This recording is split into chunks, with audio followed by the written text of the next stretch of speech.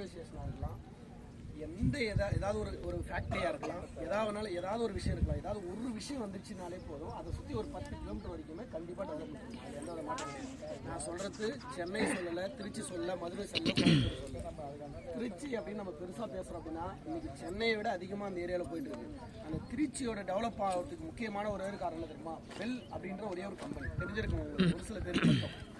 Bell அப்படின்ற ஒரே ஒரு கம்பெனியை பேஸ் பண்ணி தான் அந்த திருச்சி சரௌண்டிங்கை சுற்றி உள்ள ஒரு 15 கிலோமீட்டர் வரைக்கும் மிகப்பெரிய லெவலில் வளர்ச்சி. உண்மையா இல்லைங்களா சார்? மேடம் உண்மையா இல்லையா? உண்மையான விஷயம் ரைட்டா? இப்போ சொத்து வாங்குறதுக்கு நம்ம முதல்ல பார்க்க வேண்டிய விஷயம், ஆல்ரெடி சார் ஆரம்பிக்கும் போதே சொல்லிட்டாரு. எப்பவுமே நம்ம எங்கிருந்து எங்க வந்து இடம் வாங்குறத பார்க்காதீங்க. எங்க வாங்கி போட்டா அதை சுற்றி வட்டாரம் என்ன டெவலப் ஆகுன்றதை நம்ம பார்த்தோம் அப்படின்னாலே அதோடைய வளர்ச்சி வந்து அந்த வகையில் பார்த்தீங்கன்னா இந்த இடத்த சுற்றி நீங்கள் எடுத்துட்டீங்கன்னா அவங்க சிப்கார்ட்லாம் அப்படி ஆல்ரெடி சொல்லிட்டாங்க ரைட்டா? இங்கேருந்து ஒரு 10 நிமிட பயண தூரத்தில் செய்யூர் அப்படின்ற ஒரு ஏரியா இருக்குது. ஆல்ரெடி கேள்விப்பட்டிருப்பீங்க சில பேர். இப்போ நெய்வேலி யாரா இருக்கலாம் தெரியும்? அவ்வளோதான் தெரியாதா? கை தூக்கலாமே, கை தூக்குனா நான் தெரிஞ்சுக்கிறேன். உங்களுக்கு தெரியும். தெரியாதவங்க யாராவது கை தூக்க முடியுமா? இவ்வளோ பேருக்கு தெரியாது. நெய்வேலி இல்லைன்னா நம்மளுக்கு கரண்டே இல்லை, தெரியும் இல்லையா?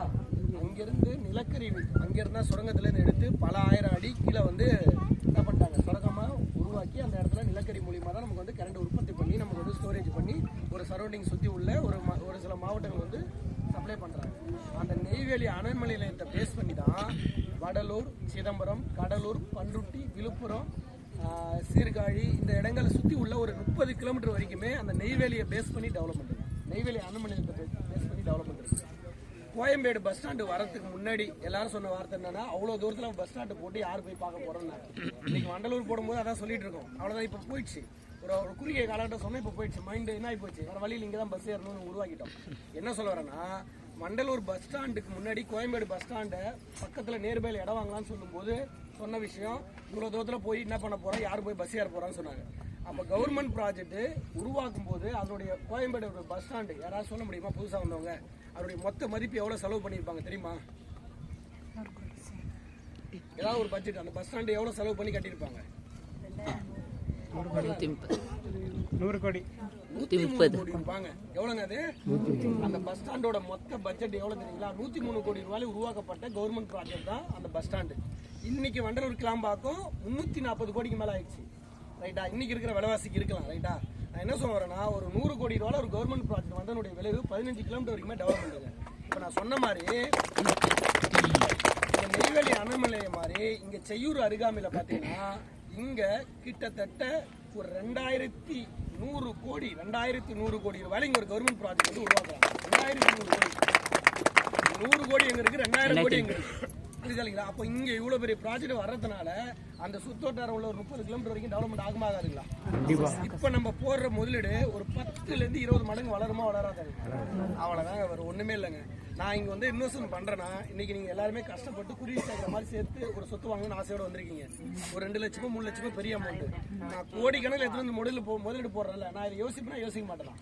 டெவலப்மெண்ட் ஆகுமா ஆகாதா எல்லா விஷயத்தையும் பார்த்து தான் பண்ணி ஆகணும், வெளியே கிடையாது. சொல்கிற விஷயம் என்னன்னா, ஒரு 15லேருந்து 20 மடங்கு வளர்ந்தா கூட இதனுடைய வளர்ச்சி இப்போ நம்ம போடுற முதலீடு ஒரு 3 லட்சத்துக்கோ இல்லை 5 லட்சத்துக்கோ போறோம்னா, 5 லட்சத்துக்கு போட்டோன்னா 15 மடங்கு வளர்ந்தா எவ்வளோ ஆச்சுங்க? 75 லட்சம். இன்னைக்கு நம்ம பிள்ளைங்களுக்கு ஒரு 5 லட்ச ரூபாய் முதலீடு போட்டு ஒரு 15 ஆண்டுகள் கூட ஆகட்டும், உடனே வர வேணாம். 5 ஆண்டுகள் கழிச்சு 75 லட்ச ரூபா வருதுன்னா நம்ம பிள்ளைங்களுக்கு கல்யாணத்துக்கு உதவுமா உதவாதா?